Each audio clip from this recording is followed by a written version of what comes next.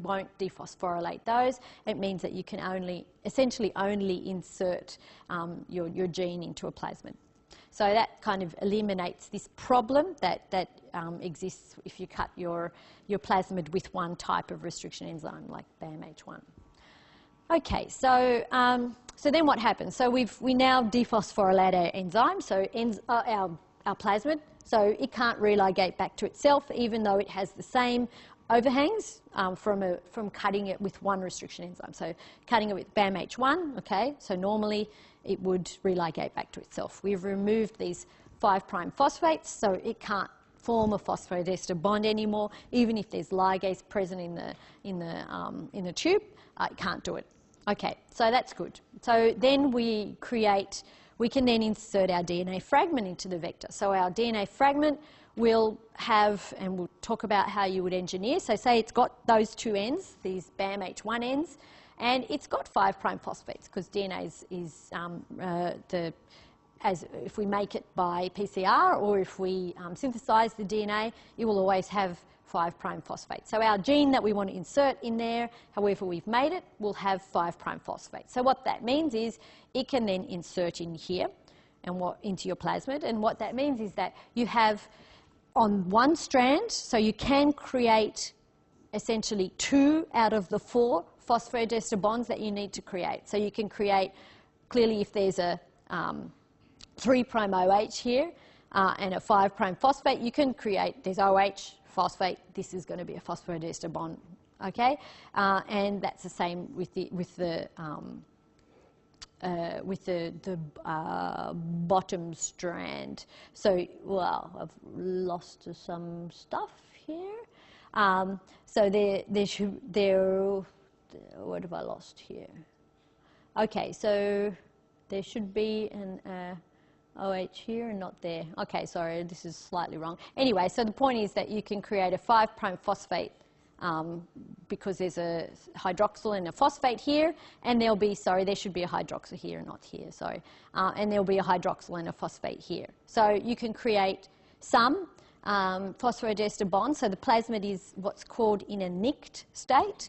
And that's okay. So you can transform a plasmid in a nicked state, which means that there's not a phosphodiester bond on the top, and there's not one on the bottom. Okay, but it's in a nearly full state. And what happens is once you transform that ligated plasmid into bacteria, the bacteria actually repair these nicks, so they actually make the phosphodiester bonds where there currently aren't any, and then you can transform your ligated plasmid. So that still, this nicked plasmid, although it's not as efficient to transform in bacteria, it still ends up being transformed, repaired, and then you make a lot of that plasmid in bacteria. So that's essentially what we do when we insert genes into plasmids and then transform them into bacteria, and then we've made our recombinant plasmid.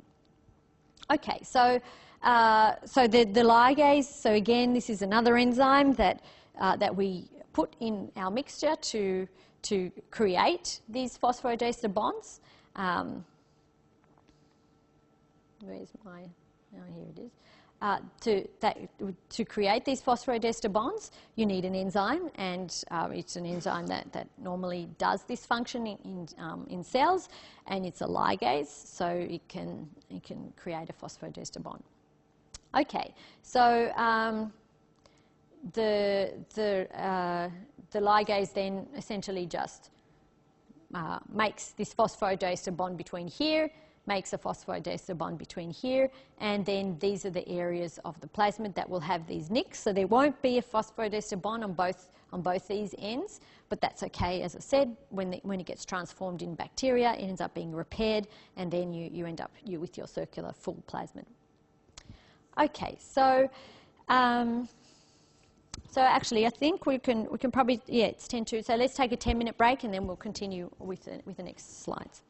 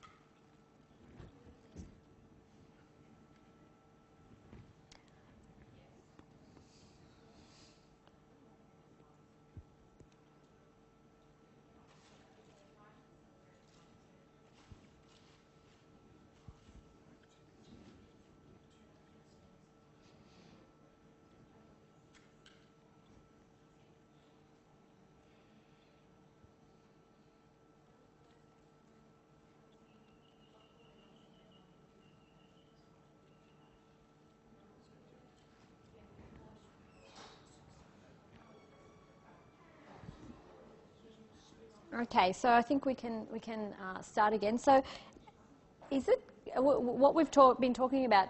Is it kind of clear how you would use these complementary sticky ends to actually open up a plasmid and then insert a gene? Do people want to say yes or no? Okay.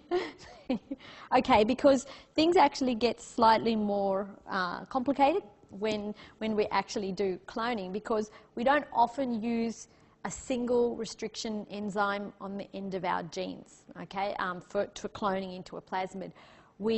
Because of this problem with linearizing plasmid, although you can see that you can get around this, the other problem with using a single restriction enzyme for cloning your gene into a plasmid is that your gene can go, just like with your TA cloning, the gene you insert, the piece of DNA you insert, can go in both ways. Okay, so you remember you talked about this you had to work it out in your computer prac. If you inserted the TP63 gene here, okay, you're not using restriction enzymes for insertion, but that doesn't matter. The point is that your TP63 restriction enzyme gene has A's on both ends, and it could go in either in the forward orientation or the reverse. Okay, so it could go in both ways. Now, this is problematic if you're trying to make a fusion with